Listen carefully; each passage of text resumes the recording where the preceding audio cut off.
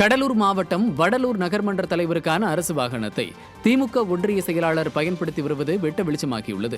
Neyveli NLC நிறுவனத்தில் தொழிற்சங்கங்களை அங்கீகரிப்பது தொடர்பான தேர்தல் நடைபெற்றது.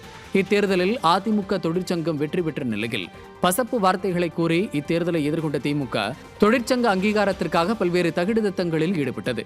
அதில் ஒன்றாக வடலூர் திமுக நகராட்சி சேர்மன் சிவகுமாருக்கு மக்கள் வரிப்பணத்தில் கொடுக்கப்பட்ட அரசு வாகனத்தை குறிஞ்சிப்பாடி திமுக ஒன்றிய செயலாளர் சிவகுமார் முறைகேடாக பயன்படுத்தி தேர்தல் பணியில் ஈடுபட்டுள்ளார். இதை கண்டு அதிர்ச்சி அடைந்த பொதுமக்கள் தாங்கள் ஆளுங்கட்சி தங்களை ஒன்றும் செய்ய முடியாது என்ற தலைகணத்தில் திமுகவினர் ஆட்டம் போடுவதாகவும், எனவே இது தொடர்பாக நீதிமன்றமும் NLC நிர்வாகமும் உரிய நடவடிக்கை எடுக்க வேண்டும் என்றும் ஆவேசப்பட்டனர். தூத்துக்குடியில் மீன்கள் விலை கடுமையாக அதிகரித்து காணப்படுகிறது. மீன்பிடி தடை காலத்தால் விசைப்படகுகள் கடலுக்கு செல்லாத நிலையில் தூத்துக்குடியில் தற்போது நாட்டு படகு, பைபர் படகுகள் மட்டுமே கடலுக்கு செல்கின்றன. இதனால் திரேஸ்புரம் நாட்டு படகு மீன்பிடி துறைமுகத்தில் மீன்வரத்து குறைந்தது. இதையடுத்து சீலா மீன்கள் கிலோ 1500 ரூபாய் வரையிலும், விலை ஊளி பாறை மீன்கள் கிலோ 600 ரூபாய் வரையும், சாலை ஒரு கூடை 2200 ரூபாய் வரையும், கோரை கிலோ 250 ரூபாய் வரையும், சூறை கிலோ 150 ரூபாய் வரையும், நண்டு கிலோ 800 ரூபாய் வரையும் விற்பனையானது.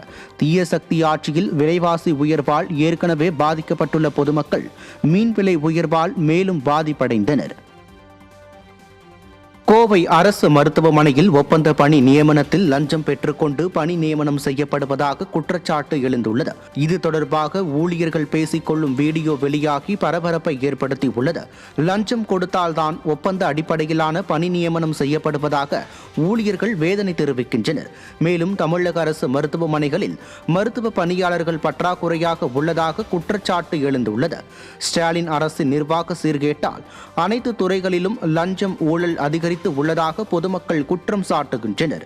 சுகாதாரத்துறையில் நிலவும் சீர்கேட்டை கண்டு கொள்ளாமல் மாரத்தான் அமைச்சர் ஆழ்ந்த உறக்கத்தில் உள்ளதாக பொதுமக்கள் குற்றம் சாட்டுகின்றனர்.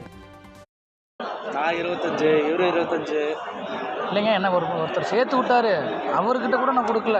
25,000 நீங்க ஃபேஸ் பண்ணிக்கோங்கன்றா. 25,000 கட்டியிருக்குதுங்க.